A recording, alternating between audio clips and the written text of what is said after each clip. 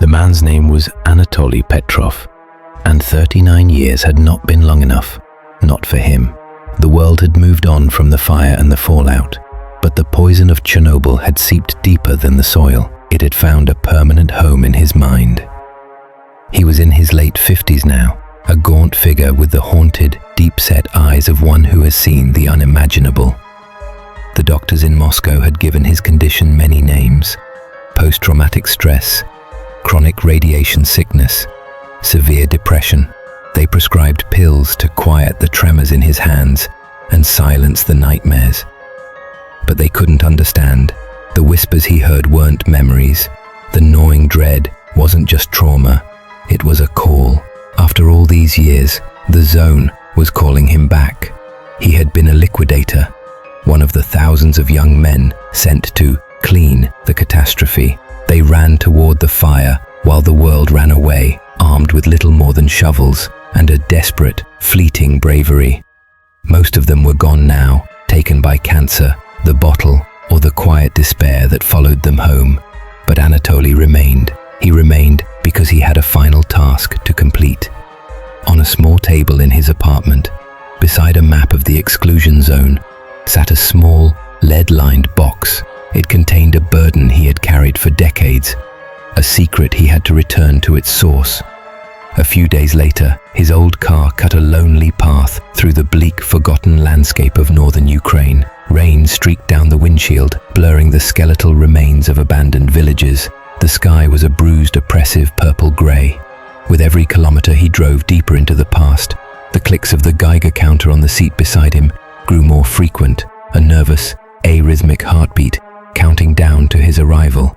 He felt a strange pressure building in his ears, and a taste like old metal and ozone coated his tongue. This was the dead zone, but Anatoly knew that was a lie. Nothing here was truly dead, it was merely waiting. He parked before the iconic, rusting sign for Pripyat. Getting out of the car, he was met by a mournful, hollow wind that howled through the empty apartment blocks. It seemed to carry faint, indistinguishable voices within it, ghosts of laughter and life long since silenced. He walked the deserted streets, a lone figure in a city frozen in time. His gaze fell upon the decaying Ferris wheel, its yellow carriages like jaundiced eyes staring out over the desolation. He saw a child's doll lying in a puddle, its face half melted into a permanent, waxy scream. He entered one of the silent apartment buildings, his flashlight cutting a nervous swathe through the gloom. The air was thick with the smell of damp and decay. Plaster crunched under his boots. He had heard stories of nature reclaiming the zone, of wolves and wild boar roaming the streets, but he saw no animals, not a bird, not a rat. There was only the quiet. It was a heavy, listening quiet, and he felt like an intruder in a vast, silent tomb. On a wall of peeling wallpaper, a small child's handprint was stark against the grime. As he stared, he felt a dizzy spell, and for a fleeting moment, he could have sworn a second, larger, distorted handprint flickered into view, shadowing the child's, before the illusion vanished. He shook his head, blaming the ghosts in his own mind, and pressed on toward his final destination, the Red Forest. The place was even more nightmarish than his memories. The pine trees, killed instantly by the initial blast of radiation, stood like rust-colored sentinels. Their dead needles clung to the branches, refusing to fall, giving the entire forest a ghastly, permanent autumn hue. The air here was unnaturally still. No wind rustled the dead foliage. The only sounds were the frantic, almost solid buzz of his Geiger counter and the crunch of his own boots on the contaminated soil. He stopped. The moss on the forest floor was glowing with a faint, sickly green light. It grew in strange, almost geometric patterns, like the circuitry of some alien machine or the veins of a slumbering beast. As he stared, he heard it, a new sound hiding beneath the shriek of his dosimeter. It was a soft, wet, rhythmic pulsing, so faint he thought he was imagining it. It seemed to emanate not from any direction, but from the very earth beneath his feet. He froze, his heart pounding in his chest. The pulsing continued, a sickening, organic beat. He was not alone. He pushed deeper, drawn by a force he couldn't explain. The pulsing grew louder, and a new horror began. Whispers. They started at the edge of his hearing, slithering through the dead trees. He heard names. Yuri, Pavel, Mikhail. The names of his friends, the boys he'd worked alongside, the ones who had died coughing up blood and pieces of their lungs. Their voices weren't in his head anymore. They were here, in this forest, crying in despair. That night, he built a small, nervous fire, but its warmth could not touch the cold that had settled deep in his bones. The pulsing was a constant, visceral thrum now, and the whispers were a chorus.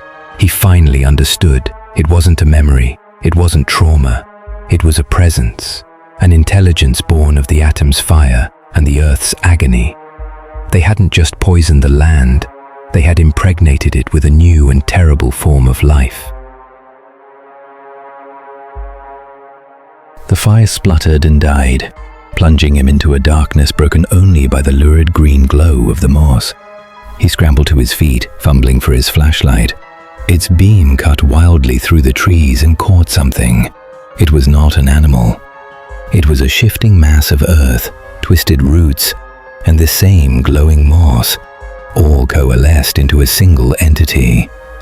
It had a vaguely humanoid upper torso, but below it was amorphous and sprawling, anchored to the forest floor by thick, vein-like tendrils that pulsed with the rhythm he had been hearing. Where a face should have been, there was only a pulsating dark hollow that seemed to drink the light. A guttural moan emanated from the thing, a sound of ancient agony. Anatoly screamed, a raw primal sound of a man who had stared into the heart of the abyss and seen it staring back. He stumbled backward, falling to the ground, his mind shattering. His hand touched the lead-lined box at his side.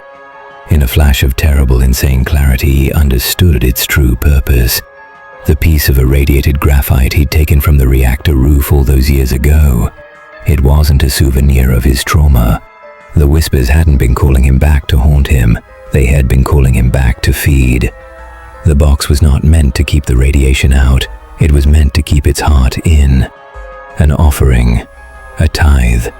His last coherent thought was not of escape, but of a grim final duty. We are the liquidators, he thought, as the vast dark shape blotted out the glowing canopy above. We were meant to clean. But he knew now, they had only spread the contamination, creating something far worse than they could ever have imagined. The pulsing grew to a deafening roar, and the earth itself seemed to open up and welcome him home. Anatoly Petrov was never seen again. He simply vanished, another soul consumed by the lingering hungry wound of Chernobyl.